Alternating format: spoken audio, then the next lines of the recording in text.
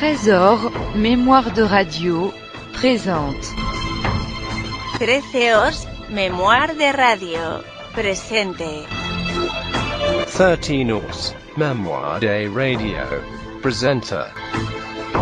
13os, mémoire de radio, presente.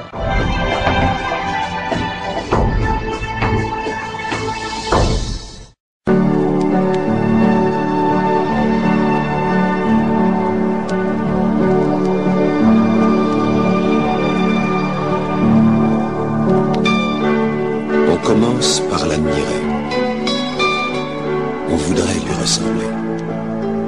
Et le premier mot qu'on dit, et le premier pas qu'on fait, on le dit comme il le dit, on le fait comme il le fait.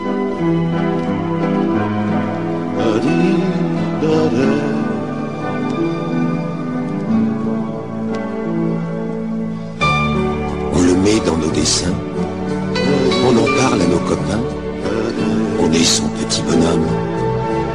On est fier et on s'étonne jusqu'à 15 ou 16 années de grandir à ses côtés.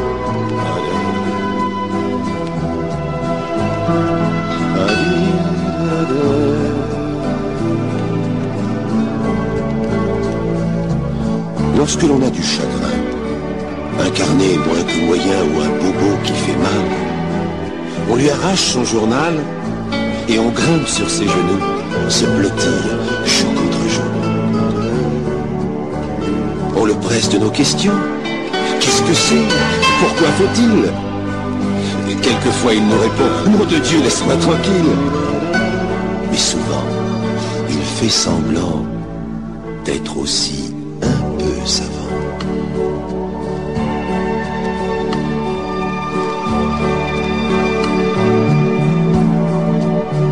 Et puis, survient le moment où l'on se croit devenu grand. On ne prend même plus conseil de celui qui fut modèle. Il commence à ennuyer. On veut s'en émanciper. Il est là, un peu croulant, plein de manie, peu d'argent. On le trouve plutôt bourgeois, égoïste et rabat-joie. Il n'aime pas notre musique. On voudrait qu'il change de disque.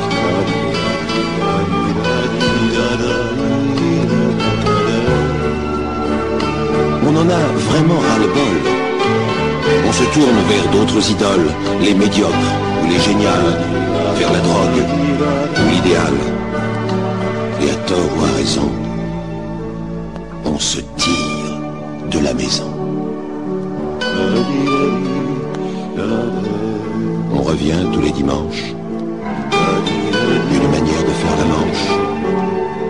On dévore pour la semaine. C'est toujours la même rengaine. Celle que l'on chante à son vieux. Le mois prochain, ça ira mieux.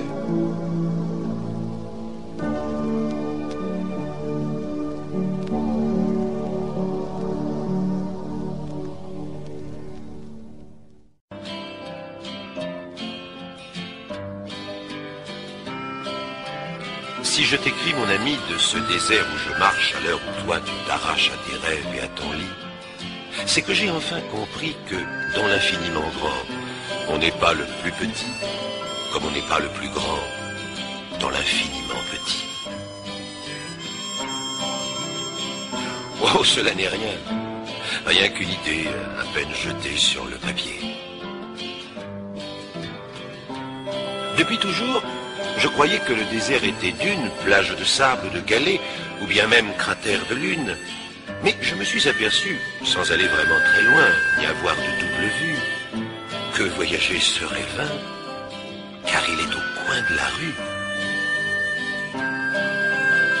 Oh, cela n'est rien. Rien qu'une idée à peine jetée sur le papier.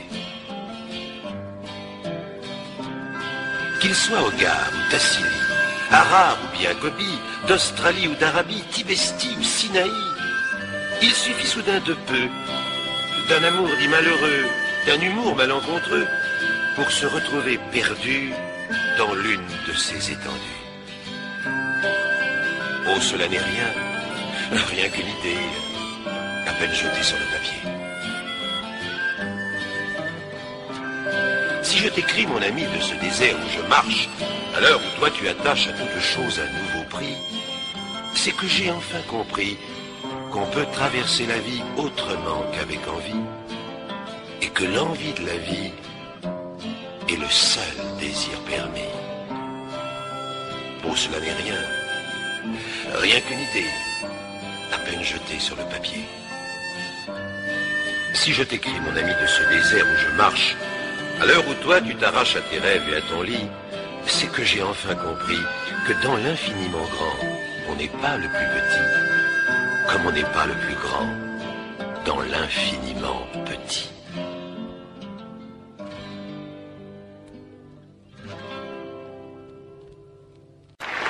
Est-ce que vous connaissez cette expression, mon cher Philippe, de dire « tu fais le cric » ?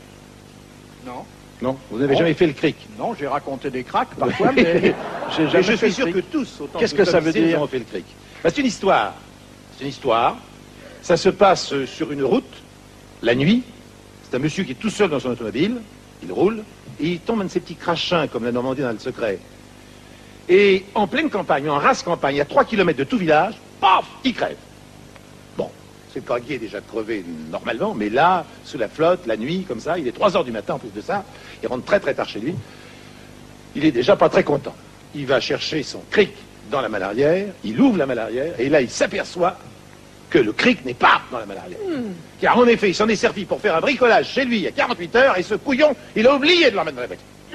Alors le voilà, à 3 km de tout village, en pleine nuit, à 3 heures du matin, sans cric, sans rien, pour monter sa bagnole. Et il se souvient brusquement que lorsqu'il est passé, il y a 3 km, dans le village précédent, il a vu qu'il y avait un garage avec une pompe à essence. Fermé, bien sûr, à cette heure-là, mais il y avait un garage. Il s'est dit, écoute, tu prends ton courage à deux mains, tu te mets en marche, 3 km, c'est quand même pas terrible, et puis tu vas demander un cric au garage. Et il part. Et le mec, il marche. Direction du garage. Et tout en marchant, il se dit, je vais quand même avoir un imbécile, parce que j'arrive à 3 heures du matin, bon, je vais demander un cric comme ça. C'est stupide, bon. Est-ce qu'il va me le donner, son cric? Parce que finalement, il faut avoir confiance en moi, parce que je peux me tailler avec le cric puis jamais le rapporter. Alors, qu'est-ce qu'il va me demander? Des arts. Il va me demander de lui donner 1000 balles, parce qu'il va demander que ça soit le prix du cric. Est-ce qu'il me demandera 1000 balles? Peut-être 1500 balles, parce qu'à 3 heures du matin, on peut demander n'importe quoi, un mec. Hein? On va te demander 2000 balles, peut-être d'art. Bon. Il se monte la tête comme ça. Il continue, il continue. Et puis, finalement, il va me le louer. Il va me louer une fortune, ce cric. Il va me donner 500 balles. Peut-être 1000 balles. Avec les 1500 balles que je lui ai rasé, ça fait 3000 balles. Ça fait quand même beaucoup. Il continue comme ça, il se monte, il se monte, il se monte. Il arrive au village. Il arrive devant la porte du garage. Il tape, il tambourine. Et au premier étage, une fenêtre qui s'allume vaguement, qui s'ouvre. Il y a un mec complètement endormi qui sort et qui fait « Qu'est-ce que vous voulez ?» Et le gamba lui fait « Ton cric, tu peux te le foutre en cul !» Ah bah écoutez, vous savez que aujourd'hui, lorsqu'on veut un trou, on ne trouve plus que des trous industriels, c'est des trous parfaits, des trous ronds, des trous carrés, mais le trou un petit peu artistique, vous voyez, pas très régulier, le trou artisanal en quelque sorte, celui-là est difficile à trouver. Heureusement, dans ma bricaillerie, pas très loin de chez moi, il y a encore de ces trous-là. Alors quand vous avez par exemple un arbre fruitier de 15 ans que vous voulez replanter dans votre jardin, il est nécessaire de faire un trou, n'est-ce pas, pour qu'il prenne bien. Donc vous allez acheter un grand trou. C'est des trous qui font 1,50 m, entre 1,50 m et 2 mètres. C'est pas des mesures très régulières, parce que c'est plutôt des trous anglais, vous voyez ce que je veux dire? Alors c'est en pied et en pouce, mais enfin bref, ça fait un beau trou quand même. Bon. Alors pour l'emmener, en général, il faut louer un véhicule assez solide, parce que il faut le mettre derrière, sur une benne, vous voyez ce que je veux dire? Parce qu'un trou, c'est quand même encombrant. Surtout un trou qui fait 2 mètres de profondeur sur 2 mètres. Vous voyez, c'est un énorme trou. Bon. Alors vous mettez votre trou sur votre benne, mais bon, c'est ce qu'a fait mon ami d'ailleurs. Il a pris une benne qu'il a louée, et puis il a mis le trou derrière l'arrière, comme ça, et puis il est parti. Seulement, juste avant d'arriver chez lui, vous savez ce qu'il y avait? Il y a une côte terrible, une côte énorme. Il y a une côte, c'est une très grande côte. Et dans la côte, prof, qu'est-ce qui s'est passé? Le trou est tombé derrière. Il est tombé, blanc, il est tombé. Alors cet imbécile, qu'est-ce qu'il a fait? Il a fait une marche arrière, il est tombé dans le trou, et puis c'est tout. À quoi rêvent les jeunes filles? Éternelle question. Oh, la réponse est simple. Elles rêvent au grand amour, au prince charmant. Mais selon les latitudes, selon les peuples, le prince charmant peut être assez différent. Même si les jeunes filles rêvent au prince charmant, les parents ne sont pas toujours d'accord avec le choix de leur enfant. Et ce choix peut être aussi mal accepté qu'il marque la condamnation à mort de la pauvre créature. Romina Dawson est une ravissante jeune fille de 15 ans. Enfin, ravissante, selon les critères de son peuple, les Bushmen d'Australie. Elle possède une peau très foncée, un nez épaté, des yeux profondément enfoncés dans leurs orbites. En la voyant, on a une idée de ce que devait être notre lointain ancêtre, la femme de Néandertal. Romina sent battre son cœur quand elle aperçoit un jeune homme de sa tribu, le beau Natchako. Elle pense, ce serait un bon mari. Quand il me voit, il me sourit. Et il n'a pas son pareil pour chercher des larves succulentes, pour dénicher des grenouilles remplies d'eau tellement rafraîchissantes.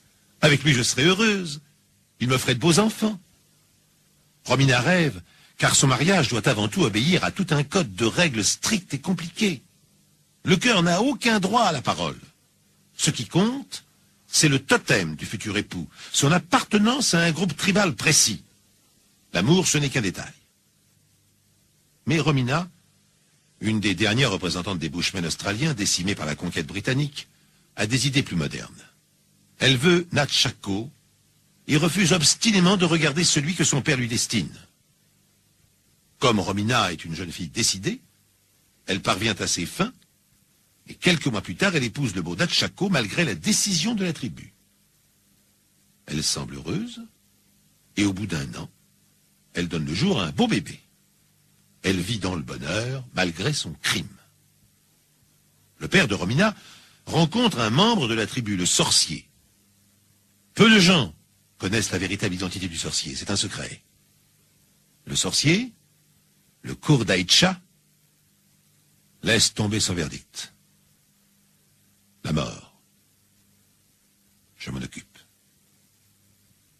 Mais la mort comment? Avec l'arrivée des Blancs, il n'est plus question d'exécuter une femme, encore moins une jeune fille d'un bon coup de matraque derrière le crâne. Le sorcier possède d'autres moyens d'arriver à la justice. À sa justice, si l'on peut dire. Désormais, le Kurdaitcha consacre une partie de sa journée à mettre Romina à mort, sans même que celle-ci ne se doute de rien. Et non seulement Romina, mais aussi son mari Natchako, et le bébé aussi, et même les parents de Natchako, et un neveu qui habite chez eux. Chez les Bushmen d'Australie, on ne fait pas dans le détail. Surtout que pour le Kurdaitcha, il n'est pas besoin de mitraillettes ni de poison foudroyant. Un simple os suffit. Le sorcier s'accroupit devant un os. Os de quoi on l'ignore. Peut-être un os humain, ou un os de kangourou. C'est un os magique. Le sorcier le considère les yeux mi-clos et chante, dans sa langue, une sorte de mélopée. Oh, pour ceux qui comprennent, les paroles en sont simples. Romina, que ton sang se transforme en pierre. Natchako, que ton sang se transforme en pierre. Le sorcier est en train de créer une chanson qui tue. Pendant 1 mois, Romina ne s'aperçoit de rien. Ou bien sûr, est un peu inquiète. Quand elle a annoncé son refus d'épouser le prétendant choisi par sa tribu, elle s'est dit qu'elle prenait de grands risques. Mais une jeune fille a en tête d'autres pensées que celle de la mort. Au bout d'1 mois, Romina ne se sent plus très bien dans son assiette. Le résident chargé de veiller sur le sort des Bushmen de la réserve rencontre Romina. Elle est prostrée au pied d'un eucalyptus. Il arrête sa jeep, saute à terre et lance. « Bonjour Romina, qu'est-ce qui t'arrive? T'es fatiguée? Tu ne devrais pas être avec les autres pour le corroboree ?» Le corroboree est une danse. Et aujourd'hui, le résident George Welrose sait que les indigènes sont réunis, armés et couverts de peinture, pour exécuter un talera corroboree, une danse pour obtenir de la pluie. Romina semble indifférente. M. Welrose tâte le front de la jeune indigène. Mais dis donc, t'as une forte fièvre. Tes parents ne t'ont rien donné pour ça? Welrose sait que les remèdes des Bushmen sont souvent étonnants. Des mélanges peu ragoûtants d'insectes broyés, de plantes plus ou moins appétissantes. En tout cas, ils sont souvent efficaces. De vieilles recettes héritées de la préhistoire et transmises oralement pendant des centaines de générations. Allez, viens dans la Jeep. Je vais t'emmener au dispensaire. Le docteur Blanc va te soigner. Au dispensaire, le docteur Jenkins examine la pauvre Romina. Elle a de la fièvre, c'est évident, et le ventre gonflé.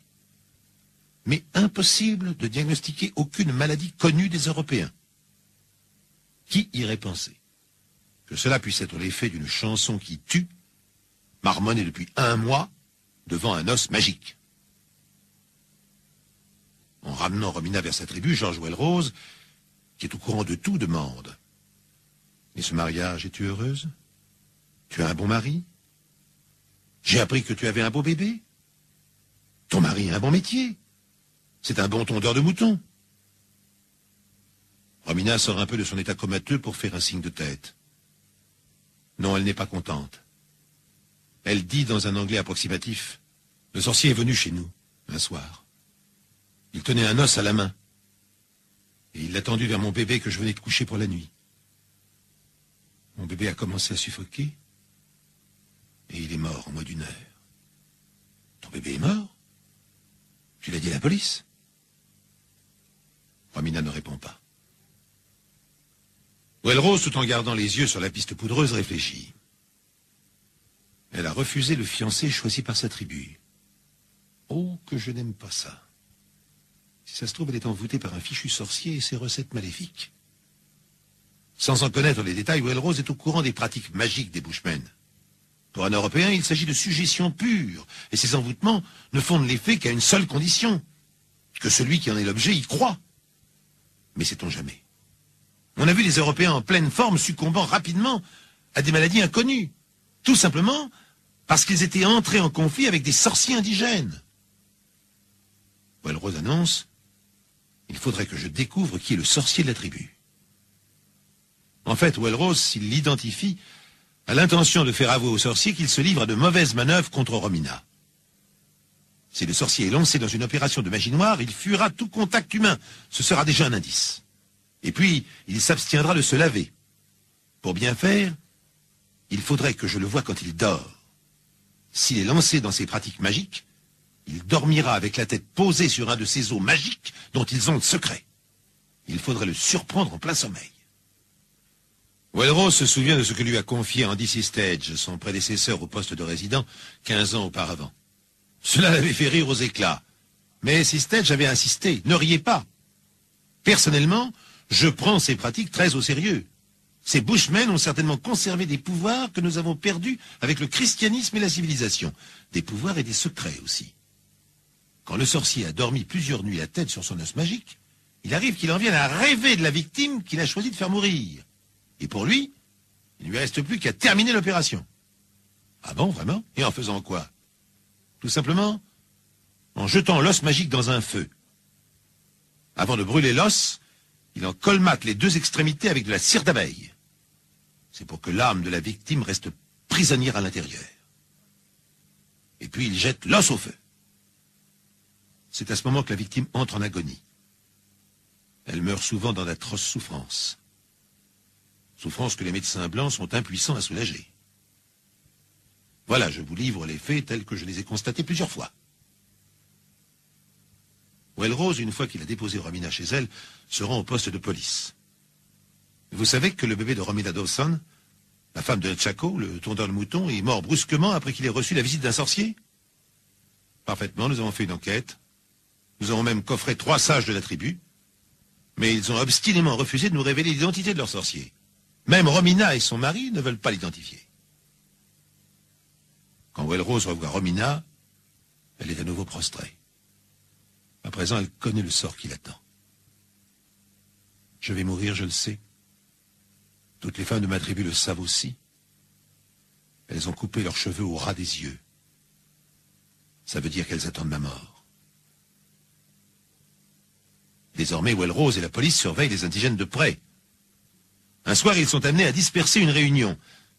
Cette réunion, ce corroborie, n'avait d'autre but que d'attendre la mort de Romina et de sa famille. Quelques jours plus tard, le neveu de Hatchako, Boudi, est trouvé inanimé tout près de l'endroit où a eu lieu la réunion de la tribu. Il respire avec difficulté. La police le fait transporter à l'hôpital où les docteurs blancs décident d'utiliser les grands moyens. Boudi est placé sous une tente à oxygène. Cela semble le soulager un moment, et Welrose en profite pour lui demander: « Qu'est-ce qui t'est arrivé? Peux-tu m'expliquer ?» Non, Boudi ne sait pas pourquoi, soudain, à 18 ans, alors qu'il était en pleine forme, il a eu du mal à respirer. Rien de plus. Buddy s'évanouit à nouveau. Sa respiration est oppressée. Puis très vite, il se met à délirer. Il semble au comble de la frayeur. Les infirmières aborigènes qui s'occupent de lui traduisent les mots qui sortent de sa bouche. Il dit qu'il voit des démons effrayants. Ils l'entourent et lui disent que tes os pourrissent, que ton sang se change en pierre. Parfois, dans un sursaut, Buddy se redresse sur son lit sans reprendre conscience. Il fait des gestes désespérés comme s'il cherchait à repousser de nombreux assaillants. À l'aube du lendemain, tout le service hospitalier est mis en émoi par un cri déchirant. On se précipite vers l'île Buddy. Il est mort, dans une dernière convulsion. Et il tient ses mains serrées autour de sa propre gorge, comme s'il cherchait à desserrer l'étreinte mortelle d'un étrangleur du néant. Après la double mort du bébé et du pauvre Buddy, les parents de Natchako décident de changer d'air. Ils s'enfuient de la tribu, sans même s'inquiéter du sort de leur fils et de leur belle-fille. Ceux-ci, à leur tour, ont dû être hospitalisés. Les médecins tentent tout ce qui est en leur pouvoir pour enrayer le mal inconnu qui consume le jeune couple comme de l'intérieur. Les prises de sang, les antibiotiques, tout est essayé et rien n'y fait. D'ailleurs, Natchako et Romina semblent résignés à leur sort. Le cour d'Aïcha nous a condamnés. Il n'y a rien à faire. Sans doute le sorcier inconnu de la tribu a-t-il fini par rêver de Romina et de Natchako? Sans doute a-t-il bouché les orifices de l'os magique avec de la cire d'abeille? Car le tondeur de moutons et sa jeune épouse sont morts en pleine jeunesse, au bout d'un mois. La chanson de la rue, c'est tout à fait notre histoire. La chanson de la rue, chacun s'y est reconnu. Bien des gens s'arrêtent et la voix émue, sans façon, répète la vieille chanson des rues. Je revois mon coin de rue, aujourd'hui disparu.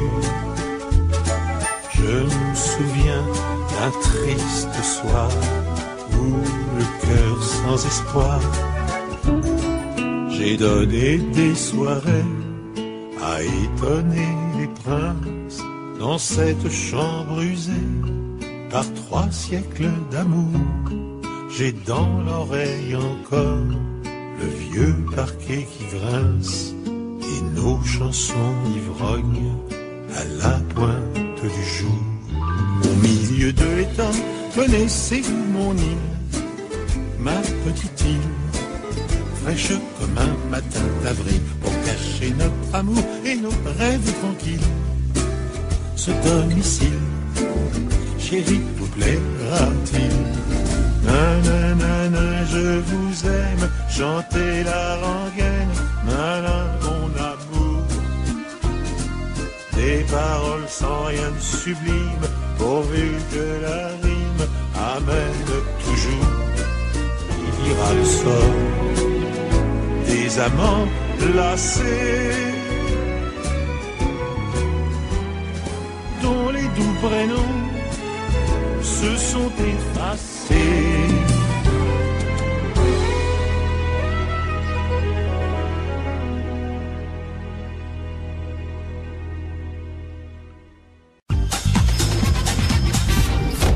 Revenons un petit peu à vous, avec cette carrière d'une longévité incroyable qui se poursuit d'ailleurs hein, sur une télévision. Alors vous, votre coup de maître, c'est tout de même d'avoir importé le téléachat finalement en France. Et c'est vous le monsieur téléachat en France. Oui, mais enfin, je n'arrive plus à comprendre du tout ça, parce que Vous savez que j'ai arrêté cela en 94 quand même. Hein.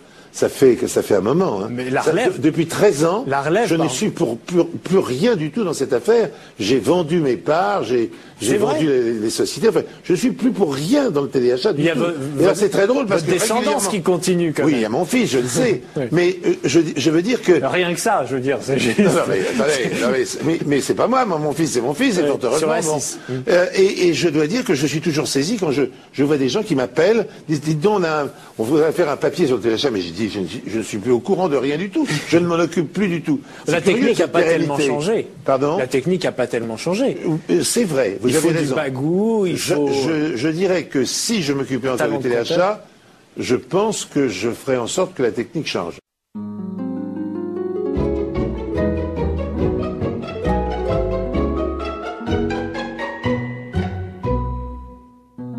Tout d'abord, ce sont des images, des jeux, des rondes, des chansons. On a 10 ans, ce n'est que l'âge de bien apprendre ses leçons. C'est des dates éphémères, des noms de rois, des mots latins. On a parfois une grand-mère et l'on a tout le temps très faim. Le ciel est bleu sur les vacances, le sommeil blanchit l'oreiller. Mais il faut dire à son enfance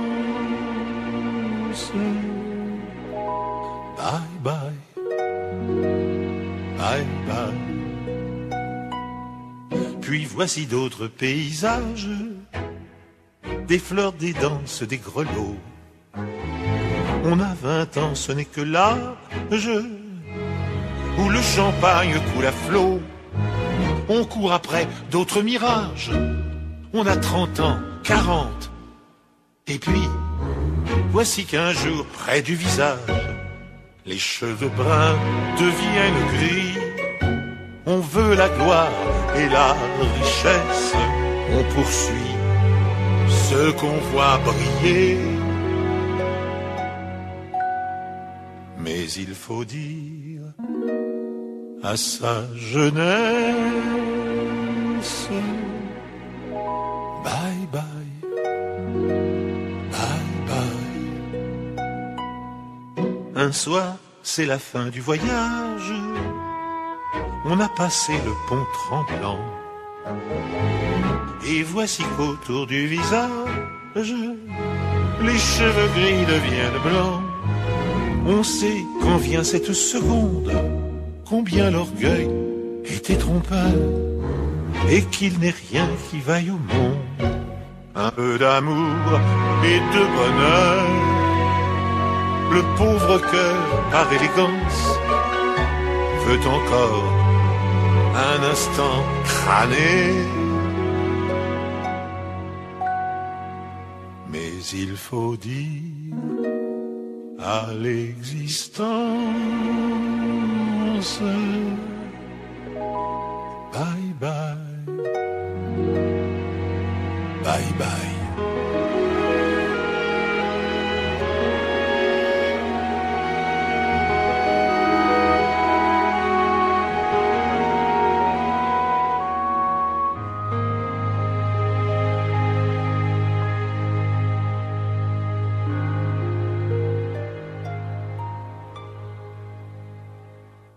Bonjour Pierre Bellemare. Bonjour. Je ne peux pas vous présenter, évidemment, tout le monde vous connaît, tout le monde vous apprécie. Le bonheur est pour demain, dites-vous, c'est vos souvenirs qui sont publiés chez Flammarion, les souvenirs de toute une vie consacrés à la radio, à la télévision, à inventer du divertissement pour les gens, et finalement une aventure humaine, la vôtre. Vous regardez le passé comment, Pierre Bellemare? Oh, de manière assez heureuse, parce que j'ai eu de la chance dans ma vie, il faut quand même le reconnaître, hein, bon, puisque lorsque je démarre dans la vie professionnelle, j'entends, cette année-là, j'ai perdu ma maman, donc à 17 ans, c'est très tôt pour perdre sa mère. J'ai connu ma première femme, donc j'ai connu le premier amour. Bon, Et immédiatement, à cette époque-là, je rappelle que c'est le début des 30 Glorieuses, du plein emploi et tout ça, bon, on se dit, bon, ben, je vais travailler, je vais gagner ma vie, et donc je vais avoir des enfants. Car je pense avoir des enfants tout de suite, d'ailleurs je vais les avoir très tôt, puisque mon fils a 60 ans aujourd'hui, j'en ai 82, et nous n'avons que 22 ans de différence. Voilà, donc je me lance comme ça, parce que j'ai la chance d'avoir un beau-frère qui est dans ce métier, qui s'appelle Pierre Yegel, grand musicologue, grand homme de radio et de télévision. Et voilà, il met le pied à l'étrier. D'abord de l'autre côté de la barrière, d'abord technicien. D'abord. Voilà. Ah bah oui, parce que je pense que dans ce métier, on est plus fort si on a maîtrisé la technique dont on se sert. Il vaut mieux connaître bien la technique dont on se sert que de l'ignorer. Et ça marchait pas toujours à l'époque quand même. Hein. Il y avait pas mal d'incidents, parfois c'était drôle. Oui. Hein. Mais surtout, on n'avait pas, rappelons-le, au moment où je démarre, il y a le magnétophone, par exemple, qui a quand même bouleversé complètement la radio. Il y a l'enregistrement sur disque, et donc on enregistre 3 minutes par 3 minutes sur des disques souples. Alors, quand vous commencez, la télévision n'existe pratiquement pas, c'est la radio. D'ailleurs, plus personne ne veut faire de la télévision. Hein. Ah non, tout le monde est sur la radio. Rappelons-nous les immenses succès de Jean Nohain avec La Reine d'un jour, par exemple. Hein. C'est Zappy Max et le Qui tout double. C'est Marcel Faure avec le même Qui tout double d'ailleurs. Bon, c'est sur les animateurs qui deviennent des vedettes énormes. Il faut se rendre compte que Zappy, qui, je le rappelle, à la tête de Max Linder, hein, c'est un sosie de Max Linder, c'est assez curieux. Bon, cet homme, qui est toujours de ce monde, et je le salue, est toujours en pleine forme, se balader dans la France entière avec le Radio Circus et avec une Studebaker dernier modèle, une remorque derrière pour sa caravane achetée aux États-Unis. Enfin, c'était des vedettes, mais on n'a pas idée. Lui, il chantait avec Jacques Elian, fallait être comédien, jouer au théâtre, être animateur, fallait savoir tout faire. Un peu, oui, un peu. Et travailler dans un cirque, puisqu'il travaillait dans un cirque la moitié du temps. Et vous, comment ça fait que vous allez passer de l'autre côté, vous, Pierre Bellemare? Parce que vous n'aviez pas tellement envie, finalement, c'était... Non, la première fois, je le cite par anecdote, mais c'est la première fois que je passe de l'autre côté pour jouer un rôle de soldat allemand dans un feuilleton, mais qui dure très peu de temps, il est mort très vite, bon, donc ça allait, bon, ça vous arrangeait? Ça m'arrangeait, bon. Mais je ne sais plus ce qui s'était passé, le comédien n'avait pas pu faire le rôle et je l'avais remplacé au pied levé. Bon. Alors, moi, avec l'accent allemand, déjà, c'était quelque chose, enfin bon, peu importe. Et puis, bon, après, ça va venir comme ça, et ça va venir sur une émission considérable, c'est-à-dire la première émission de télévision que l'on fait, bon, et que l'on a par une chance inouïe, puisque c'est le producteur de l'émission qui nous la donne, son émission. Il a fait une fois, comme ça n'a pas marché, il nous donne son programme. C'est Télématch. C'est Télématch, voilà, absolument. C'est André Gillois qui nous fait ce bonheur. Et donc, je vais commencer tout de suite à la télévision, puisque je commence par là mon animation. Mais vous comprenez tout de suite ce qui va plaire au public. Alors vous allez créer là, dans les télématchs, La Tête et Légende, par exemple, qui va être tout de suite un grand succès. Je comprends, il y a une équipe qui comprend. N'oublions pas qu'on est tous réunis autour d'un homme totalement d'exception qui a eu pour son malheur le fait de ne pas être un homme d'image. C'est-à-dire, enfin, je veux dire, il n'est quasiment jamais apparu à l'image et ni on a entendu le son de sa voix à la radio. C'est Jacques-Antoine, et Jacques-Antoine est certainement le génie de la radio et de la télévision de l'après-guerre. Bon. Et autour de Jacques-Antoine se forme une équipe, en quelque sorte, dont j'ai la chance de faire partie, et qui va créer toutes ces émissions géniales dont il a l'idée. Et alors l'idée de Jacques est extrêmement simple, c'est de faire de la radio qui est en fait de la télévision. C'est-à-dire, on fait un spectacle et on en fait le reportage. C'est donc, la radio devient totalement imagée, puisqu'on fait le reportage des événements que l'on crée, en quelque sorte. Voilà. Et vous créez l'événement, évidemment, avec du sport en direct pour La Tête et les Jambes, et puis le mélange entre, finalement, la culture et le sport. Oui. Et puis vous créez donc cette espèce d'effet de direct et d'événement. Et ensuite, vous allez accompagner en France, évidemment, des opérations de solidarité. Vous êtes formidable. Oui. C'est-à-dire que la télévision, la radio vont à la rencontre des citoyens dans les grands moments de leur vie. Alors, il faut se rappeler simplement d'une des opérations de Vous êtes formidable. C'est à l'occasion d'une catastrophe gigantesque qui a lieu en Belgique, catastrophe de Marcinelle. C'était une mine qui explose, il y a le feu, etc., enfin l'horreur, il y a 200 et quelques morts. Donc il faut tout de suite intervenir pour donner des sous aux familles qui sont dans un énorme besoin, car déjà le mineur ne gagnait pas beaucoup, mais alors, quand il n'y a plus personne, ça devient l'horreur. Et donc on fait partir des voitures de toute la côte française, de tout le pourtour maritime de la France, qui convergent toutes vers Marcinelle, et au fur et à mesure de leur route, elles s'arrêtent dans les villes et elles ramassent des sous.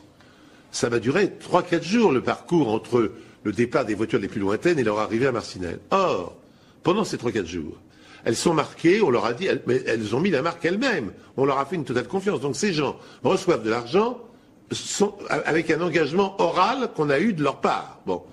Personne ne va les attaquer pendant tout le temps où ils parcourent la France, avec une voiture remplie de billets de banque. Ils arrivent là-bas, c'est une somme considérable qu'on a rassemblée pour les familles, et fort heureusement, de Marcinelle. Tout ça était possible. Je me dis, est-ce que j'oserais aujourd'hui relancer avec Jacques-Antoine la même idée en lançant des voitures comme ça à travers la France sans protection? Je pense qu'on serait obligé de mettre un ou deux motards à voiture. Vous racontez une époque formidable, Pierre Bellemare. Quand on faisait des dramatiques en direct à la télévision, qu'un jour Pierre Brasseur, qui avait peut-être un peu trop bu, renverse tous les décors et on découvre la speakerine en train de tricoter parce qu'elle attendait d'annoncer la suite du programme. Vous racontez vos sorties avec Guy Lux à l'arrière de la voiture pour en pleine nuit ou pratiquement au petit matin pour vous rendre dans des lieux improbables pour enregistrer des émissions. C'est une vie de saltimbanque. Ouais, et on changeait de conducteur en marche. Comment vous faisiez? Il y avait Jean-Paul qui était au volant, par exemple. Alors, je passais devant, parce qu'il est sur ses genoux, je reprenais les pédales et le volant, et puis il dégageait derrière moi. Oui. Alors, évidemment, vous devenez une star. La caméra invisible, puisqu'on parlait de roulant, c'est un extraordinaire souvenir. C'est des comédiens, il y a Jacques Legras, puis même Jean-Yann. Vous inventez finalement le gag dans la rue, avec des caméras cachées, déjà. Oui, et alors, il faut bien l'expliquer, ces caméras étaient en fait des caméras de 16 mm, donc peu commodes, tout à fait entre nous. D'autre part, les micros étaient des très gros micros, et donc pour les cacher, on équipait nos comédiens de cravates tricotées. Parce que dans une cravate tricotée, c'était assez grossier comme système, et donc on pouvait cacher le micro à l'intérieur qui était assez gros. Et d'autre part, on travaille sur ondes courtes, mais on ne travaille pas sur les ondes amateurs, parce que c'est très mauvais pour nous, on travaille sur les ondes de la police. C'est bien que lorsqu'on arrive dans un quartier, qu'on se planque avec notre petite camionnette et qu'on va faire nos gags de la caméra invisible, comme par hasard, on voit arriver un quart de police qui a l'intelligence de ne pas se garer à côté de nous, mais qui est là pour écouter tout ce qu'on va faire et rigoler avec toutes des blagues que l'on va faire aux gens. Un jour, vous allez piéger le gras, qui était, pour une fois, vous le piégez parce qu'évidemment, il demande de l'argent.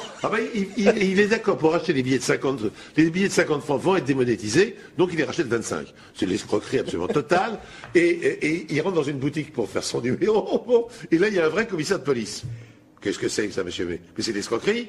Suivez-moi au commissariat. Non mais attendez, je vais vous expliquer. Suivez-moi au commissariat. Non mais vous voyez, j'ai un micro là, etc. C'est pour une mission de radio qui s'appelle Garder de Souris. Non, on dit ça, oui, je connais. Suivez-moi au commissariat. Alors évidemment, quand il sort, il se dit, mes copains vont être là, etc. Pendant ce temps-là, Jacques Roulant, qui avait le sens du gag, avec les techniciens, s'est planqué dans une porte cochère, c'est bien quand il sort, il n'y a personne dans la rue pour le sauver des pattes du commissaire. Alors pendant quelques instants, il a une sueur froide. C'est merveilleux, c'était. Il savait rigoler. Ouais. Je vais vous faire entendre quelque chose pendant qu'on continue de parler. Vous allez entendre une voix, comme ça, une chanson. Parce que c'est ça aussi, Pierre Bellemare. Oui. Les chansons de votre vie. Oui. Les On chansons écoute pendant quelques instants, écoutez.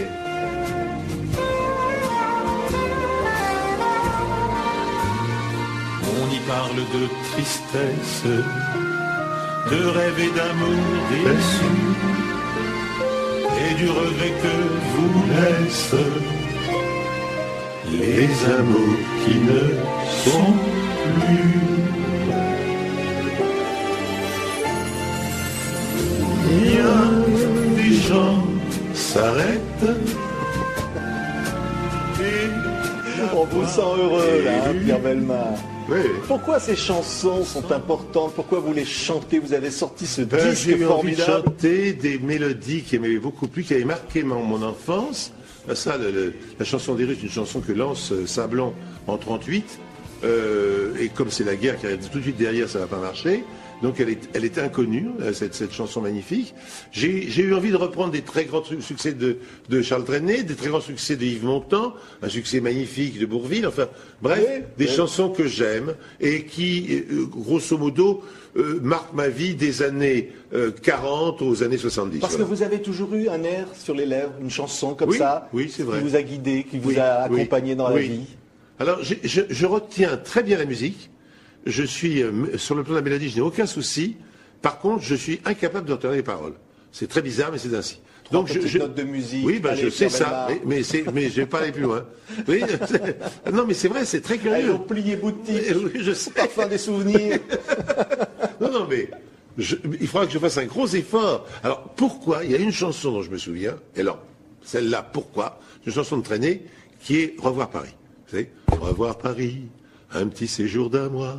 Revoir Paris et me retrouver chez moi. Alors celle-là, je sais pas pourquoi, je la connais. Parce qu'elle est merveilleuse. Comme ça. Alors vous chantez du Jean Ferrat, Raconte-moi la mer. Vous aimez tant la mer, vous avez des bateaux, des maquettes, des passions comme ça. Et là, mais par contre, j'ai été très surpris parce que j'étais persuadé que quand on chante Raconte-moi la mer, dis-moi le bruit des vagues, je chantais ça d'instinct. C'est pas du tout ça. C'est Raconte-moi la mer, dis-moi le goût des algues, ce qui est tout à fait différent. Finalement, votre plaisir, Pierre Bellemare, c'est de raconter à travers la télévision, à travers la radio, au public et d'être des histoires extraordinaires. Parce que la vie, c'est une histoire extraordinaire. On sait comment votre talent de conteur, ou pour raconter la vie. 4500 histoires. Oui. J'ai raconté. C'est jamais la même histoire. Jamais. Et j'ai jamais été lassé. Si vous voulez, je me lassais très vite à la télévision. Quand on parle de La Tête et les Jambes, qui a été un très grand succès à la télévision, je l'ai fait 3 ans, la première fois. On l'a repris plus tard, mais la première fois, je l'ai fait 3 ans. Parce qu'au bout de 3 ans, j'en avais assez, et je voulais changer d'émission. Donc, vous voyez, je ne tenais pas les émissions parce que ça m'ennuyait assez rapidement. Et donc, je changeais tout le temps de programme. Sauf à la radio, où j'ai raconté pendant près de 20 ans des histoires à Europe 1. Extraordinaire, Pierre Bellemare. Le bonheur est pour demain. Il y a un petit passage dans le livre, allez, pour le plaisir. Un jour, vous rentrez dans un café, vous allez rencontrer une journaliste, puis vous racontez, vous partez pendant 2 jours avec elle, et vous vivez une histoire d'amour sans lendemain. C'est ce qu'on appelle. Vous racontez cela dans ce livre. Oui, c'est ça aussi votre vie. Oui, bah oui. C'est ce qu'on appelle. J'ai eu la chance. Je l'ai raconté à tout le monde, donc je n'ai pas à tout le monde de ma famille, mais ma femme, bien entendu. Et donc, c'est un miracle. Le coup de foudre est un miracle. Parce que c'est une sorte de passion brutale et totalement synchrone. C'est-à-dire, les 2 personnages se rencontrent et tel un aimant, jouing. Et rien ne peut arrêter ce phénomène. Et vous oubliez le temps, le travail, tout. Vous oubliez tout. Vous n'êtes plus qu'à cette passion subite et extraordinaire. Ouais. Encore un mot, vous avez failli être arrêté par les Allemands pendant la guerre, sur un malentendu, parce que vous étiez comme scout, vous étiez sur un toit à un moment pour un exercice, et on vous a pris pour un terroriste, vous avez failli être tué, emporté. Puis un jour, vos parents, vous en parlez beaucoup de vos parents, vous allez un jour retrouver les souvenirs de votre père à la maison, et vous allez découvrir qu'il collectionne les coupures de presse sur vous. Tout ça, ce sont des moments qui marque la vie. Ça, quand j'ai découvert ces 7 albums entièrement collés, bien rangés, etc., que mon père avait fait consciencieusement sur toute ma première carrière, mon début de carrière, j'étais sidéré. Surtout que pour faire cette collection, il était à Paris, il était piéton, il n'avait pas de voiture. Il fallait donc qu'en métro, il aille dans toutes les gares de Paris, au lendemain de mon émission, pour avoir la presse de province, parce que sinon il ne l'aurait jamais eu. C'était donc à la fois un effort physique considérable pour avoir ces quelques valeureux morceaux de papier qui, généralement, étaient en plus de ça très défavorables, car la critique ne m'était pas du tout favorable. Jacques Chancel, célèbre journaliste de Paris Jour, m'assassinait toutes les semaines dans Paris Jour, pour ne prendre que cet exemple. Ouais, c'est ça la vie. Bien, Pierre Bellemare. Merci, Pierre Bellemare. J'ai envie de vous renvoyer le titre de vos émissions. Allez, vous êtes formidable. Merci.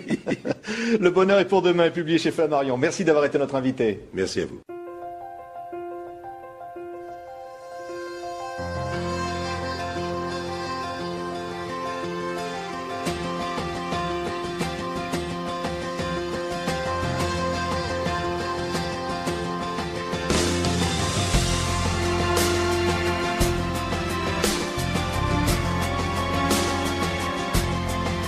Raconte-moi la mer.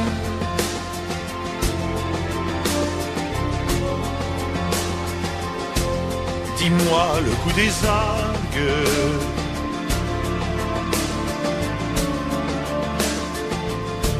Et le bleu et le vert.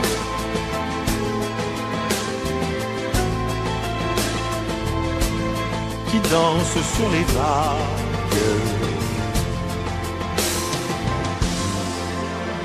La mer, c'est l'impossible, c'est le rivage heureux, c'est le matin paisible quand on ouvre les yeux. C'est la porte du large, ouverte à 2 battants, c'est la tête en voyage vers d'autres continents. C'est voler comme Icare, au devant du soleil, enfermant sa mémoire à ce monde cruel.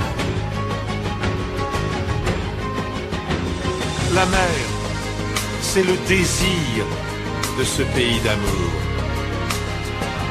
qu'il faudra découvrir avant la fin du jour.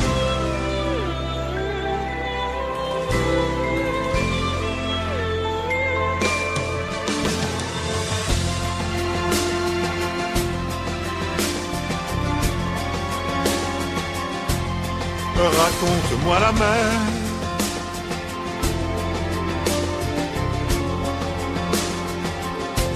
dis-moi ces aubes pâles,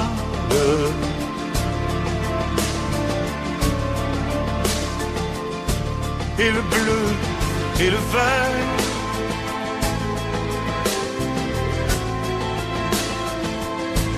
où tombent des étoiles.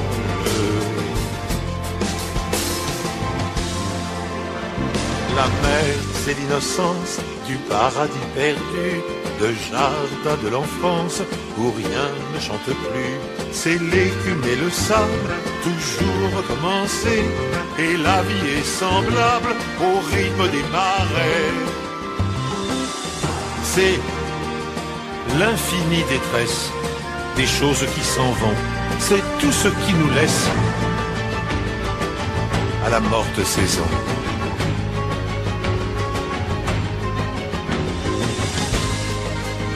La mer, c'est le regret de ce pays d'amour que l'on cherche toujours et qu'on n'atteint jamais.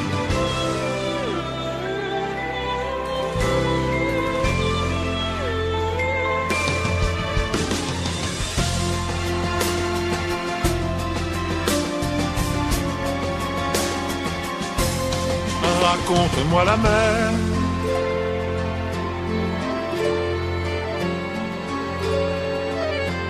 Dis-moi le goût des algues,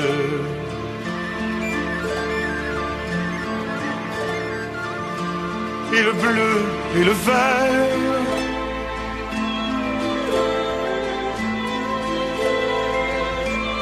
qui dansent sur les vagues.